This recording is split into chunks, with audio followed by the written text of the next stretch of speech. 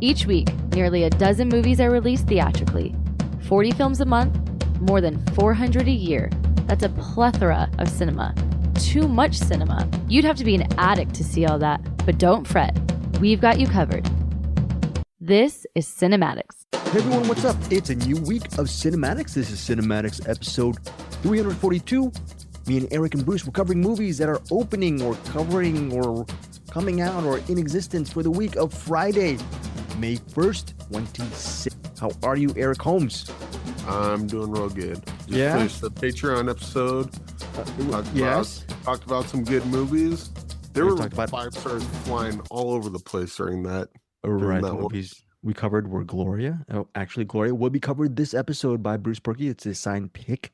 But we also covered Gloria on our Patreon episode along with the other movies. What were the other movies, Sir Eric Holmes? What other 2 movies did we cover along with Gloria? Out of the Blue and Used Cars. Very good That's selections. too freaking high. But it was Yeah. Patreon, so I use actual. Yeah, Actually, I you- didn't even bring up that scene. Oh, Yeah. we're talking about. There's so much other stuff to talk about. Yes, Eric Holmes brings up a lot of stuff regarding his love for used cars, and we talk a lot. I had some really good conversations regarding our Patreon. If you want to join our Patreon community, please become a patron for $5 a month. That's a catch-all fee. You get a bonus episode along with other different stuff. I am thinking of actually resuming a separate mini podcast, and I'm gonna actually Eric, I'm gonna throw this out to you. I tried about a year ago to do this mini podcast that would be at the end of our cinematics feeds and be an addition for. I'm thinking of opening up my own Substack, but along with this, I did this thing called the Junketeer. It was Matt and Greg used to interview movie stars. But what do you think of this pitch for the Junketeer? I talk about my past as a person covering press junkets. That's going to be Oh, okay, that passed. Yeah, that past. The other But one, then- probably not. You don't want to record that. Yeah, the other stuff. Yeah, don't record the other stuff. But the stuff with my time as a press junketeer from the years 1991 to even today, I'll cover that on the Junketeer. But then, Eric, I will also do half of that, and half of it will be some insights I've learned as a website owner and as a podcast co-host, some tips and tricks on how not to be broke like me. How's that? Is that some added advice on how to interview people or how to start your own podcast, how to deal with really horrible co-hosts like Greg Srisavasdi, not Eric Holmes?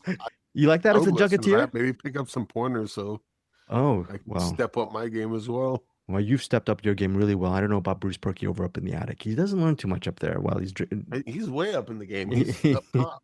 He's up top. But that might be an extra something that you Patreon patrons will be getting. And then I'll be branching it out. So don't worry. In the coming weeks, I will give some more information regarding the resurrection of my mini podcast, The Junketeer. Hopefully, it will be a value-added weekly addition to our cinematics universe. As far as cinematics movies coming out this week, we are covering Two Pianos, The Last One for the Road. That is a Bruce Purkey cover. Casa Grande and Late Shift.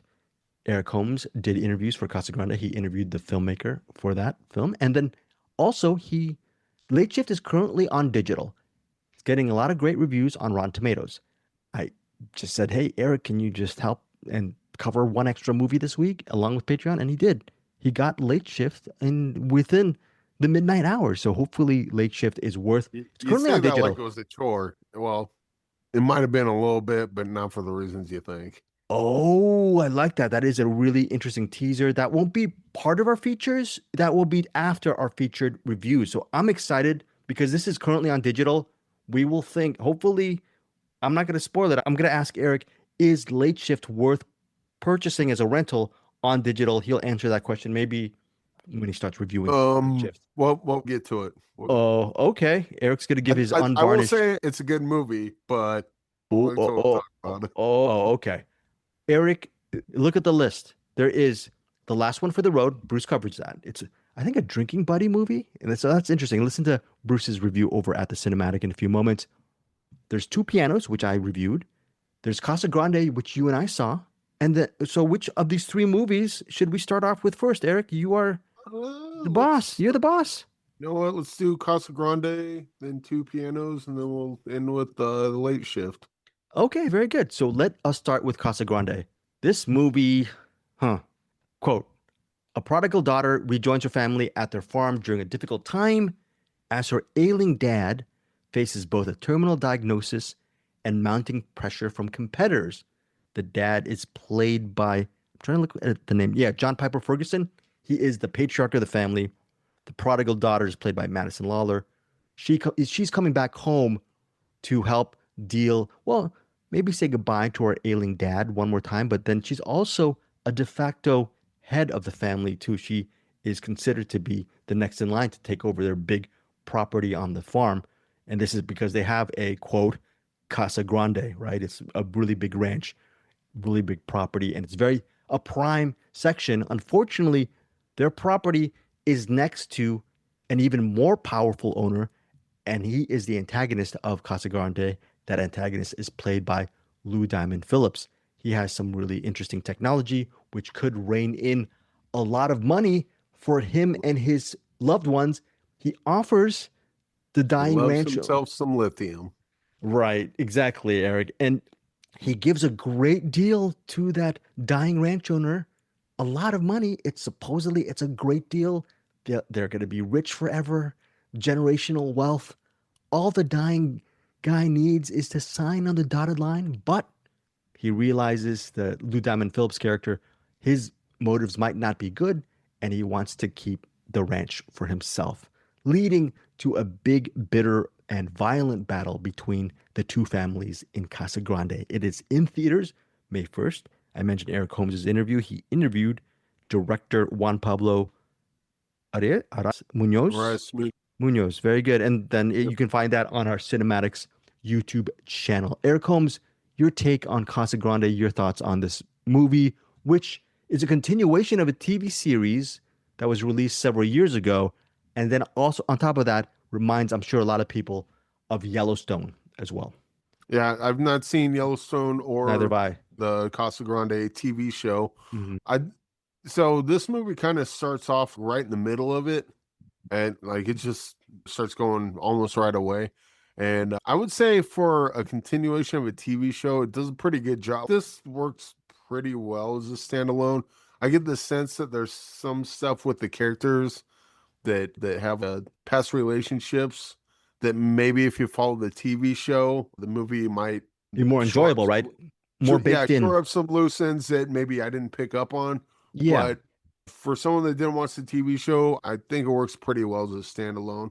The story, it's pretty much just what you said. The patriarch's got cancer or whatever, he's dying. And Lou Diamond Phillips, first of all, I don't know if Lou Diamond Phillips is on the TV show or not, but I can't remember the last time I saw Lou Diamond Phillips, and I loved watching him again. He's the best part. Look, I'm sorry. I would like to see him in more stuff. Oh, go ahead. I think he's the best part of Casa Grande. He's the bad guy, but that's not a knock on the other actors. He has the most colorful role, right? Yeah, I mean, he's hamming it up really hard, and I'm digging it. We love our Lou Diamond Phillips. He's good in this movie. You just get actors that are just like, you know what, screw it. We're going to be the biggest actor here, and then they do it. And some people get annoyed by that. Not me. I mean, there's certain movies where it happens where you take it down a couple notches, but sometimes you get someone like Lou Diamond Phillips doing this. If you want to go crazier, you can. I won't hate you for it. I will say this about Casa Grande. It's more of a drama. Eric and I were more of a genre thriller type of thing. And we're not used to episodic television as much because Bruce is actually more used to episodic TV. And I will start watching more episodic TV this year. But all that said, I will not. So. You will not. But there is an episodic feel to Casa Grande because, and that's not a knock on the movie, if you like the series and if you are more inclined to watch TV shows, which has drama at the forefront and it feels like you're watching an elongated TV series, Casa Grande will be for you. Especially if you like Lou Diamond Phillips. He's very, like Eric said, scenery chewing in this movie, very good. And the other actors, the ensemble, they all do a good job. I'm just saying, movies like Casa Grande, and I'm speaking for you, Eric, this is not our wheelhouse type of movie. right? This is not a movie that you and I gravitate towards regarding. Oh, I mean, a little bit because it's got drama, but it's also got thriller elements to it. I would say the odd thing is that the drama stuff and the hey, sell us your land, otherwise, oh no, I'm not going to. It's well, you're gonna regret that later, and then it totally turns into a action movie kind of towards the end. Exactly, yeah. I guess it's got action elements throughout because there's the one part where the thing blows up and someone gets hurt pretty bad. Right. But yeah, I would say it gets a little more than silly towards the end. But then you have Lou Diamond Phillips doing the really big over the top character, and I think I really dug it throughout the movie. But then at the end where it gets kind of a little sillier or a little more actiony, that's kind of where his larger than life character kind of shines within that area of it. But yeah, I mean, hey, here's the thing about TV shows. Here's my big knock against them is that TV shows tend to be bloated movies with bad endings, or most of the time no endings because they get canceled. And so if you can get a movie in under 2 hours, then hey, good on you. TV shows are just I just see them as a waste of time. You're gonna put time and effort into it, and then it gets canceled, or it finally gets to or it's something like Dexter, where Dexter is pretty much good all the way through until they get to the end. It's how you get in that because each season kind of wraps itself up, and now you got to wrap up a whole series, and the wrap up was kind of lame. Only TV show I can think of that actually had a really good ending is The Shield, because the ending of The Shield is amazing. Right. Probably one of the best endings just of anything. But for the most part, it's unless the show's already done, I won't get into it. And even then, I still won't get into it because who's got time for that? Exactly. Well, hey, this show's really good. Or sometimes people flip out about a TV show. What was it? Because I like Star Wars. I heard that Andor was really good. I got through 2 episodes. I'm like, not for me. And who knows? Maybe it gets better by episode 7, but I want it to be good by episode 1, or at the very least episode 2. If I got to wait till episode 7, I'll just skip ahead to episode 7. But exactly. Huh. But as this is self-contained. I assume the movie's got to fill the TV show, and it served that, and then cool. I have no idea what the TV show is, so maybe if you're a fan of the TV show, your mileage may vary with this. Maybe you like it a lot more than we do. Maybe you like it less than we do. I have no idea. But I'd say this is a pretty decent sort of dramatic thriller, but with cool. Lou Phillips rushing it. Want to see more Lou Diamond Phillips. I know he works, but it's just one of those things where, like actors, they work forever, but like they don't cross your plate. Lou Diamond Phillips hasn't crossed my plate in a long time, and I'm glad he did this time. Okay, cool. What is your rating on Casa Grande? Probably go 3 stars on this. Yeah, 3 stars. It was pretty decent. Yeah. Okay. 3 stars for Casa Grande, for Eric Holmes. 3 stars for me as well. Yeah.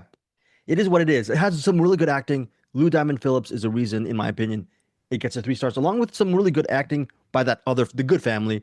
Madison Lawler, John Piper Ferguson, and who else? There is Christina Moore, I think is also in it. Let me look who else is also in it. But some really good acting all around. It is a drama. And if you like, Christina Moore plays the matriarch. If you like Yellowstone, there should be a direct correlation of you're going to appreciate Casa Grande in theaters Friday, May 1st. Next up is a film called Two Pianos. It's also in theaters May 1st, and it centers on this pianist named Matthias, played by family show. Right, exactly. Funny. And then Francois Civil. I'm butchering the name, Francois Civil, I believe. He returns home to Lyon, France, after years away teaching and performing in Japan.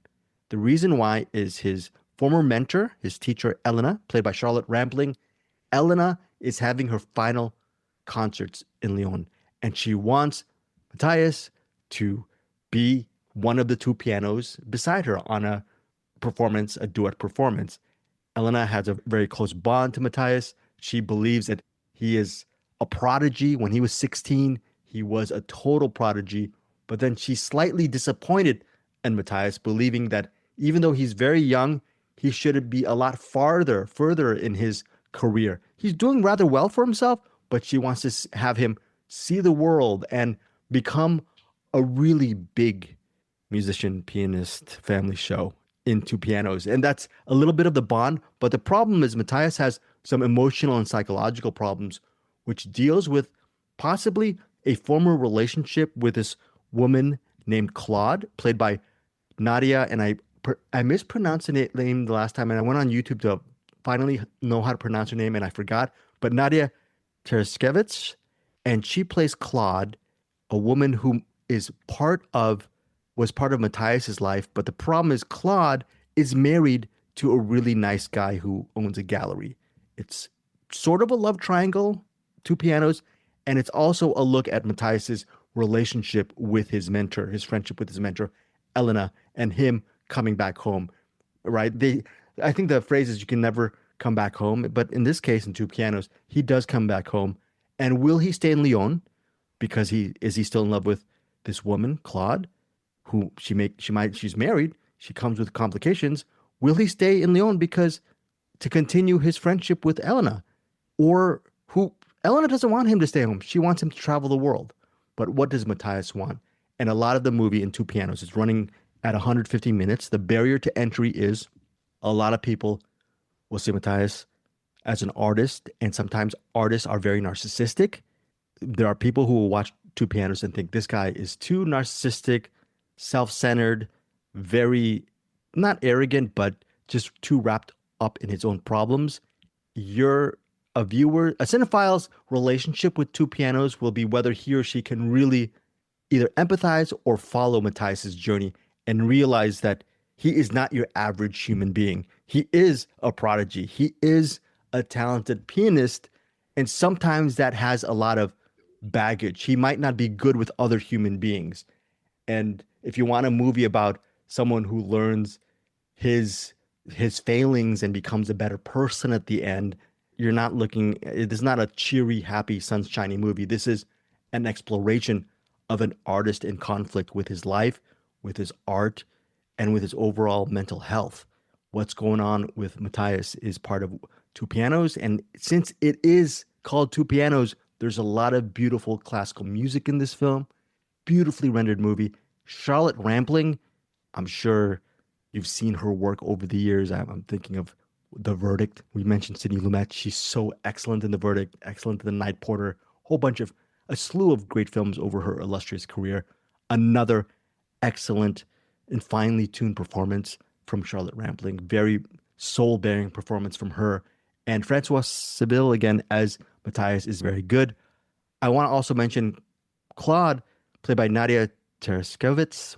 I'm mispronouncing her name, and I apologize for that. She was recently in a movie called Heads or Tails, which I reviewed, an epic Western from several weeks ago. It stars John C. Reilly, and I think I gave that either 3 or 3.5 stars. Very interesting spaghetti Western movie. She was the lead in that, and that movie is an Italian-American film, and it's very impressive to see her as the lead in Heads or Tails in that Italian-American film, right? And here, several weeks later, she's in Two Pianos, a French film. She's multilingual. And I looked up on Wikipedia, she speaks Italian, French, Finnish, and English. Very talented actor. That is Nadia Tereskevich. And I really liked her in Two Pianos. I loved her in Heads or Tails. She's the best part about that. But as far as this, we'll hopefully look up more of her stuff on IMDb and watch her work, because she is a very fantastic actor. Now, regarding Two Pianos, I'm giving it, man, it really hit me in a deep way. I want to give it, 5 stars. This is a 5-star film for me. It's not for everyone. It's directed by Arnaud Desplechin, and I'm mispronouncing his name again. He directed Rendezvous. It's just an acquired taste, but such a very beautiful movie with the music and the interplay and the exploration of who Matthias is. And the ending, it doesn't go for this cinematic feel-good story. It's just a really beautiful examination of the sacrifices an artist makes in his life. Really wonderful. Two Pianos, 5 stars for me. All right, it will be in theaters Friday, May 1st. Eric Holmes, You've got Late Shift. It's on digital right now. I'm looking right now at the plot synopsis. This was the Swiss entry for the Academy Award for Best International Feature, and I can see why. It's basically Floria. She's a nurse, shows up to work, and right away, it's her and one other nurse, and then a couple doctors. They're basically holed up in the operating room pretty much most of the night. So when you asked if someone would want to pay for this, movie's really good, but what do you think of Uncut Gems? What do you think of Marty Supreme? Oh, got it. Yes. This has that kind of, because she's just constantly on. She's got to help, this person's in trouble, so she's got to, oh, you need painkillers, let me go get it. As soon as she goes to get the painkillers, 3 other people hit her up, and she's still got to get the painkillers, but she can't, this person's in dire need, so she's got to help them. As she's going to help them go get their thing, 2 other people, so it's just constant barrage, and it goes that way throughout almost the entire movie. Was it too much for you, Eric, to take as far as the nervousness that you must have felt watching it? No, I was buying into the whole thing. It was it's just real stressful. So that would be the caveat to, can you handle a stressful movie like that? Because as much as people say that people that work in the healthcare industry, how stressful their job is, this movie illustrates that to a T. As far as I'm not a nurse, I don't know, but maybe this movie is very accurate. Maybe there's some cheats that they do. I would imagine just how people in the medical field describe it. Maybe the things they do or the actions they take might not be realistic, but Does this movie go by pretty fast because you're just nervous throughout the entire thing and so much stuff goes on, or is that wrong? Yes and no. It goes by because it's incredibly fast paced, but it goes by slow because you had a day of work where it's just like everything's going wrong, or it's just constantly a barrage of stuff. On one hand, it's fast paced. On the other hand, you're like, oh God, can we get through this, please? Oh God, I got another 3 hours left of this shift. That sort of thing. So it's incredibly tense to watch. There's a couple of scenes. Oh, hold on. There's a couple scenes that kind of give you a little relief or kind of decompress a bit, but those are few and far between. And I mean, there's not a big reveal. But I guess the weirdest thing about this movie is that when it ends, it talks about, it's got some titles at the end that say this many hospitals are understaffed, or hospitals throughout the world are understaffed by X amount of people, just an incredible amount of nurses. And I don't think they needed that title then, because you get it. Like, it's very clear that's the point this movie's making. But just in case you didn't pick up on that, the title then will just kind of throw it right back at you. And sounds good. I was watching this going, dude, if I was thinking about going to school to be a nurse and I saw this, I would turn around and go, nope, not for me. And then just walk. You admire what nurses do? Not to put you on the spot after watching. Okay. I do. But it's one of those things, Eric. How can you not admire them? It's one of, right? You know what I'm saying? It's baked in, our admiration for nurses, right? Isn't it or not? Makes me angry at just the system in general. I mean, we live in America, so this isn't set in America, but I think the problems are mostly universal. You know, whether it's in a hospital or it's in a war zone or wherever it is, you got a bunch of people that need medical attention, and then when you have a staff of 2, what the hell are you doing? On one hand, I'm just like, you don't have enough people to staff this, so close it. But you can't do that, because if you close it, then no one's getting help. So I don't know. It's a weird thing. And as much of a problem as it is, I don't know what the solution would be. What, get more people in there? Oh yeah, just don't go to school. Just get them in there. So that's not a good idea either, because you want people in there that know what they're doing. So dedicated nurse Floria, played by, again, I mispronounced stuff and I apologize, Eric, Leonie Benesh. How is Leonie in this? A good performance as the lead? Because I don't know who this person is. As far as I'm concerned, there are no actors in this movie. It was just very good. Or just I'm just following Floria. It's like, oh, that was an actor? She's not really doing this? Could have fooled me. No, that's a high praise. Directed and written by Petra Blandina Volpe. And again, it was the entry for Oscar, right? Was it? I believe it was a Swiss entry. Oh, interesting. Wasn't nominated. Probably should have been, because this movie's absolutely fantastic.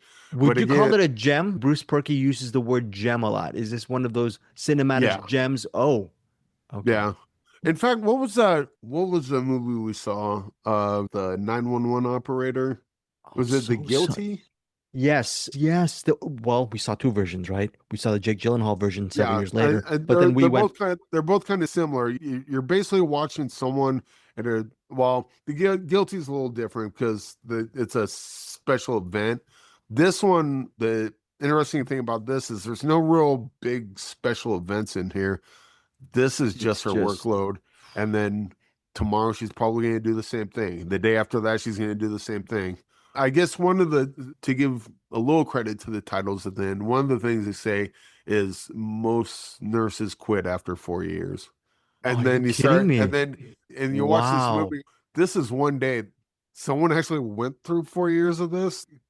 I can't imagine going through one day of this, let alone do it for 4 years.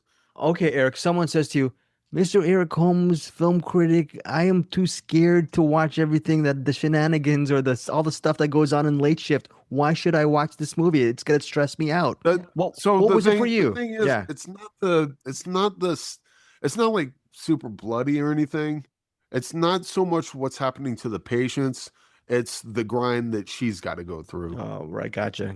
Wow. Okay. Hey, Greg, all you got to do is walk down the hall and grab that glass of water and bring it back. And then when it takes you an hour and a half to get back here with the water, I'm yelling at you about, Greg, all I asked you to do was go down the hall and grab a glass of water. Why did it take you an hour and a half? This movie tells you why it took an hour and a half, because you got 12,000 different directions on the way. Unbelievable. I really want to see. I feel like I'm missing something. I know I sound like a used car salesman, but I'm excited to see Late Shift. Okay, Eric, what's your rating? This is 6.9. Unbelievable. Really? Wow. This movie had one job and it did it well, in spite of the fact that it had to do 12 other jobs in between. Okay, that is Late Shift. Currently streaming now on digital platforms. I will sound like a salesman. On our Amazon, we have an Amazon click-through link on our site Stripe and on our show notes. If you want to rent or purchase it, click that, and we get it's like me and Eric and Bruce Purkey and even Anderson Gown, we get a slight commission on Amazon. So, but I think most importantly, if you want to buy this movie, definitely worth it. Just know this movie is stressful, so keep that in mind. But be prepared for that. But it's stressful, but damn, it's good. Oh, really wow. Good. I'm so excited to watch this movie. And Eric, I'm so glad that you were able to get in Late Shift in time, because we all had to watch a lot of movies this week, and Late Shift seems like Bruce Purkey says it's going to be a gem, man. I might even do a rewind on Late Shift. If Eric said 6.9, I got it. In fact, I'll make you bet. Yeah, or make you go for it. I don't know if it's not a bet trading offer. Trading places bet, $1 bet. Remember trading places bet? Yeah. Pull this out. Put on Late Shift. Watch 10 minutes of it, and then stop. I dare you to stop this movie. Okay. You won't be able to do it. It's going to continue on through the rest of the movie. That's again another high praise. Gauntlet thrown.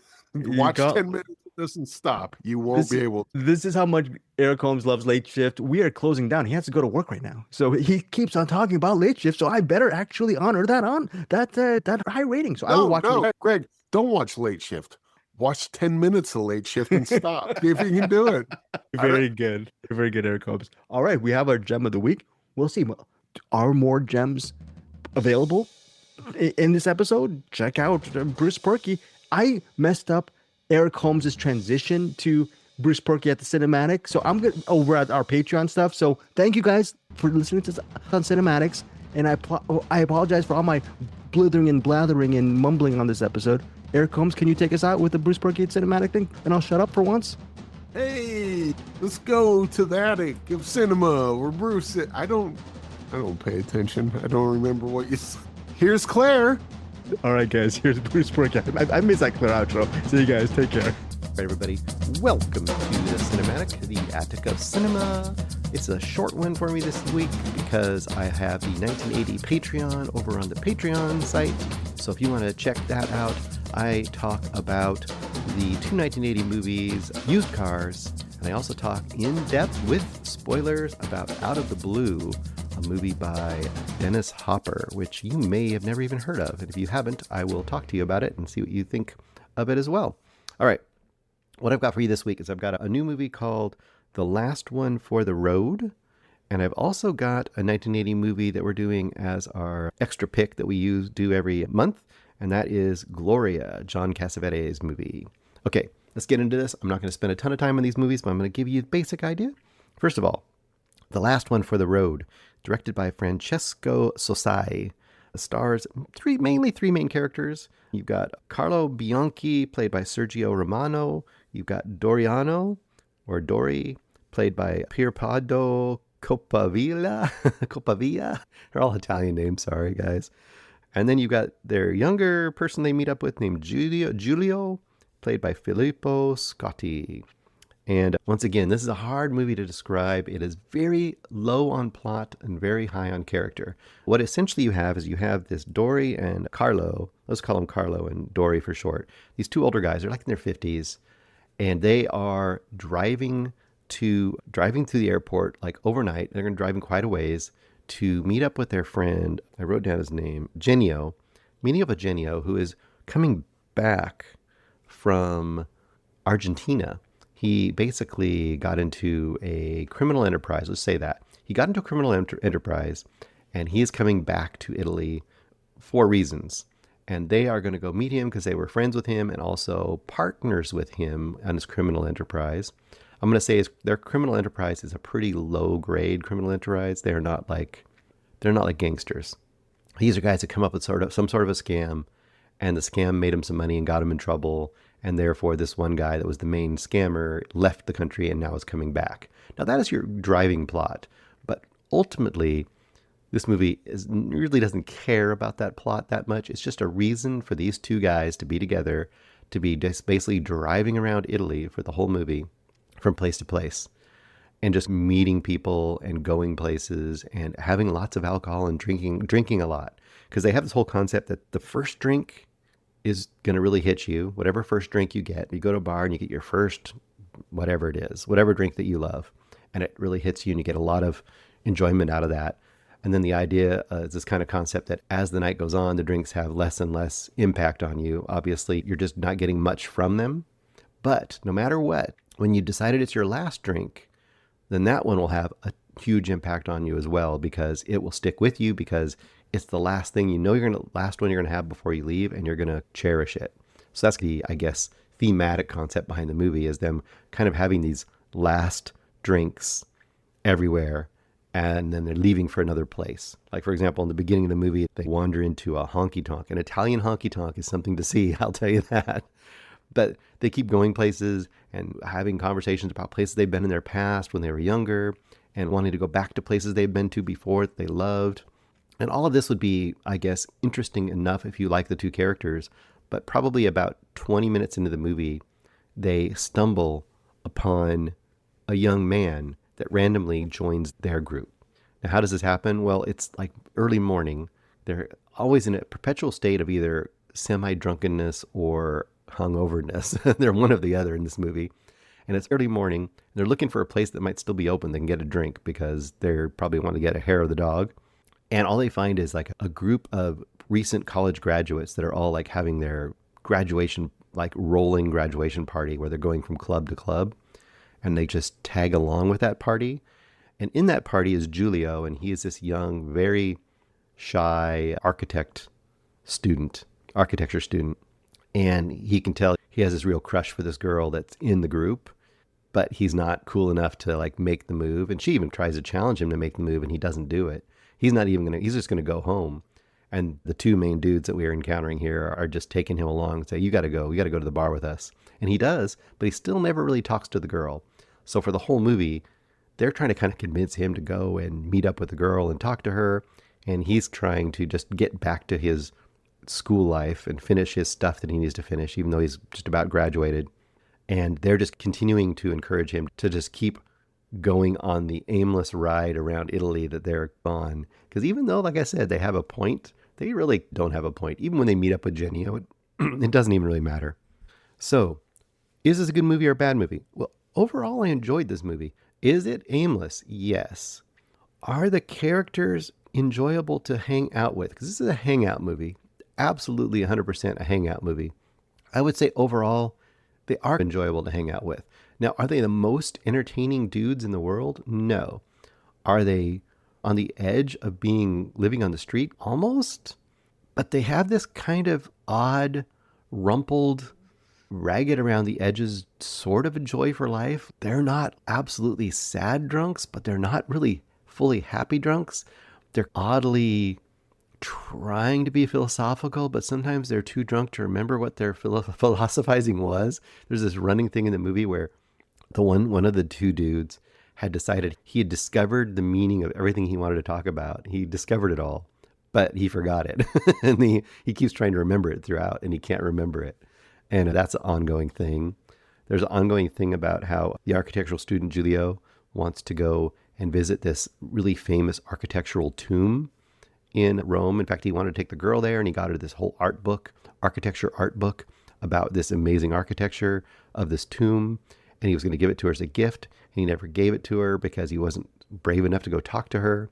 And they're trying to basically deliver him to the girl to give her the thing, but they may never do that either. They're trying to, and maybe they'll eventually get it to the tomb. Maybe they won't. It's just, once again, it's a meandering road movie where you just are hanging out with these three characters and you either love it or hate it based on that. I would say I enjoyed it. It didn't go to the level of love or greatness to me, but it was very enjoyable. Strangely, it was enjoyable to me. And I didn't think it would be. But it just grew on me, and I never was bored, and I could see people being bored, don't worry. I never was personally bored by it, and I just kept wanting to hang out with these guys, and I kept rooting for this Giulio guy. And I always liked the kind of rough edges and the kind of shambolic nature of our main two characters, of Dory and Carlo. So yeah, I could see this being remade as an American movie with really great character actors and being absolutely fun in its own right. But last one for the road, I think I'm going to go 3.5 stars for this movie. For me, that's about the perfect level. It's enjoyable. It's not like the best in the world, but I had a good time watching it, and I really did have a good time while I was there with these people. And the next up, I have Gloria, our 1980 movie with John Cassavetes as the director, starring his wife at the time, Gena Rowlands, famously his kind of an acting collaborator in a ton of his movies. And this is the movie that is the most commercial of his movies in its concept and somewhat in its way it's done as well. In fact, I think he had written it originally as just a script for someone else to direct because it was almost too commercial for him, I think. But then for whatever reasons, he ended up directing it himself. Gena Rowlands as Gloria. Jack is played by Buck Henry. Buck Henry, he was a kind of a comedic actor that you would see on early SNL. He played a really small role in The Graduate. He's like one of those recognizable character dudes from the 70s especially. Buck Henry plays Jack. Jerry is played by Julia Carmen. She is Buck Henry's young wife. And then Tom Noonan has a small role in here. Tom Noonan, he played the villain in the original Red Dragon version called Manhunter by Michael Mann. Tom Noonan is a great character actor as well. He plays a thug in this, a gangster. And then Phil, who is John Adamus, which is, I believe, the kid in this movie. I think I got that right. I hope I got it right. Maybe I didn't. I don't remember. The kid in this movie, there's a kid in this movie. Okay, basic concept of this movie. Gloria is neighbors in this big apartment building in New York in 1980 with Jack and Jerry, the husband and wife, the young wife, and her many kids. They all live in this apartment. And at the beginning of the movie, you find out that they are trying to get out of there quick because Jack was basically like an accountant or a bookkeeper for the mob.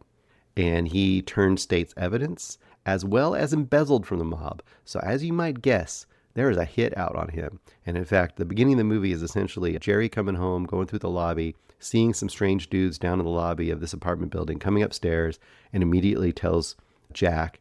Jack freaks out because he knows the mob is there to kill him. for what he's done now.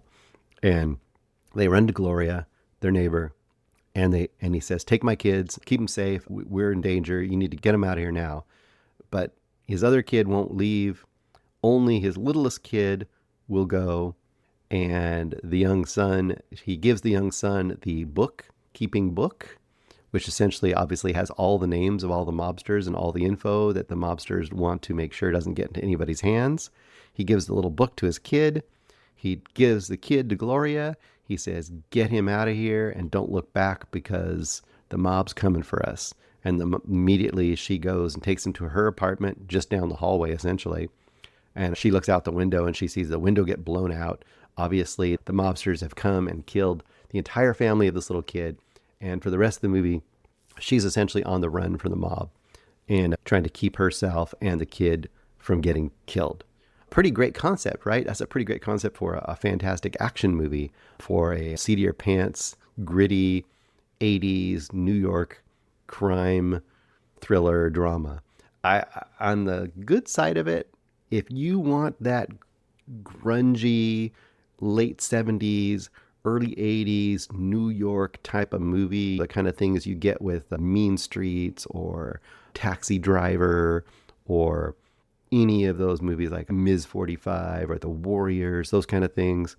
If you like those kind of movies, this movie has a ton of that character as well. I mean, I would say I think it might be all, if nearly all, shot on location in various apartment buildings and hotels and train stations and the streets of New York and that kind of stuff. And all that stuff is fantastic. And Gena Rowlands as this tough middle-aged woman who's burdened with this kid that she doesn't want and she doesn't really care about, but she's getting to love. This is the tropey side of it, right? Tough mob-connected person, because she was a gang moll. She was a girlfriend of a gangster, so she knows the ins and outs. She knows these guys.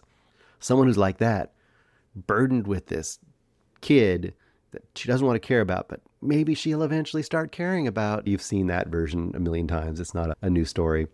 If you want to see her and the way she's reacting to that world, it's pretty fantastic. If you want to see a kid that can really equally meet up to that, not so good. The kid is like The Shining. People complain about how the little kid in The Shining is a weak point of that, or some people say Shelley Duvall is, but I disagree. The thing is, if the kid is the weak part of that in The Shining, he doesn't have to be in every scene and carry as much as this kid does. And they give this kid in Gloria a lot of scenes where he's supposed to be this, I'm tough too, and you can't tell me what to do, lady, that kind of stuff. And he says stuff that doesn't even seem like a kid would say. He gets extra wordy and philosophical sometimes, and I'm just not buying it. Nothing he does is really, I'm not buying it. So he is definitely the weak link of this movie. I mean, every time he's doing stuff, which is quite a bit in this movie, it pulls me out of the movie. And I don't like the kid very much. I wish this movie had a different plot. I wish it was Gloria that was in trouble with the mob. She didn't have the kid with her at all. And it was her just trying to survive and make her way out of this world. Because essentially the movie is just like trying to get out of New York. If they can find a way to get out of New York, because everywhere they go, they're met up with a gangster that's trying to kill them.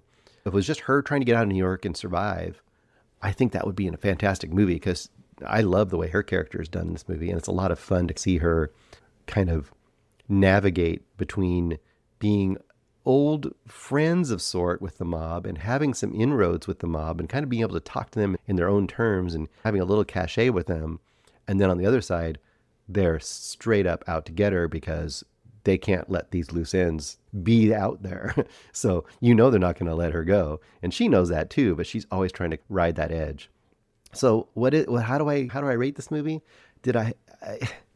It's not as action-packed or thrilling as it should be for the concept it has.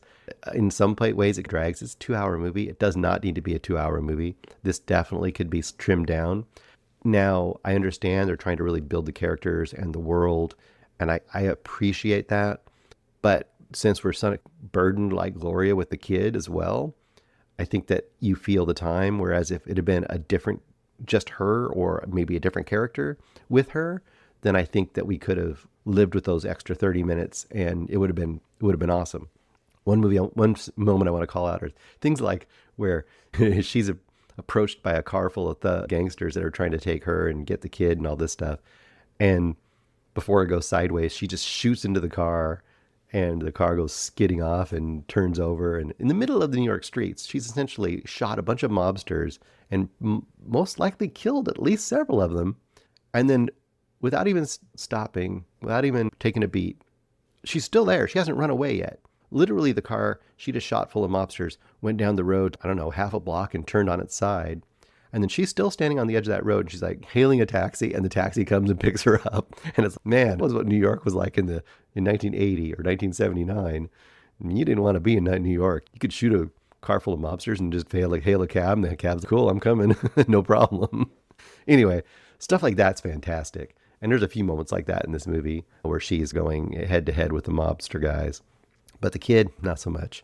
All right, I'll probably go 3 stars on this. It's a mild recommend because I think the good stuff is really fun, but the bad stuff really drags it down. The hackneyed sort of tropey stuff in this movie drags it down, and the kid drags it down, and just not having an exciting enough plot drags it down. So 3 stars for me, mild recommend. I do want to mention one other thing. If you liked the concept of this movie, you said, Bruce, that sounds like a great movie. Why is it not great? Why is it only okay? Then I would strongly suggest a very similar plotted movie, and that is Mikey and Nicky, which I did talk about, I think, at one point on the show. Mikey and Nicky, directed by Elaine May, starring John Cassavetes and Peter Falk. And one of them, I think if I remember correctly, the Peter Falk character, is it Peter Falk or is John? No, I think John Cassavetes' character basically has a hit out on him by the mob. And the whole movie is essentially their night of trying to avoid the mob and the 2 guys hanging out together. To me, it's almost exactly the same concept, but better done to me, better written with more interesting characters. And in that case, you have two adult characters on the run for the mob. One of them is fully on the run for the mob, and the other one is his best friend and also a mob guy, trying to help him. And just the way that their relationship kind of deals with that one night of trying to survive. It's a really good movie. If you've never heard of it or seen it, I would say Mikey and Nicky is the one to watch over Gloria, with a very similar concept. And that's all I've got for this week. Usually I have a lot more for you, but with all the Patreon movies we watched this week as well, I didn't only have these 2 movies for the main show. Of all the things I saw this week, and I know I'm giving you tipping my hat towards the Patreon episode, of all the things I saw this week, Out of the Blue is the one I would say go seek out. Although, if the last one for the road sounds like something up your alley, it's a pretty cool watch. And that's all I've got for you. Thank you so much for checking us out. I will have, I'm sure, at least another 3 or 4 movies next week for you. And once again, as always, ice. Ice all the way to wherever they can be. There's a few beeps, a few gaps that Mr. Greg has to put into this one. Maybe one of these days he'll not notice and it'll make it through. Let me know if it does. All right, guys, I'm out.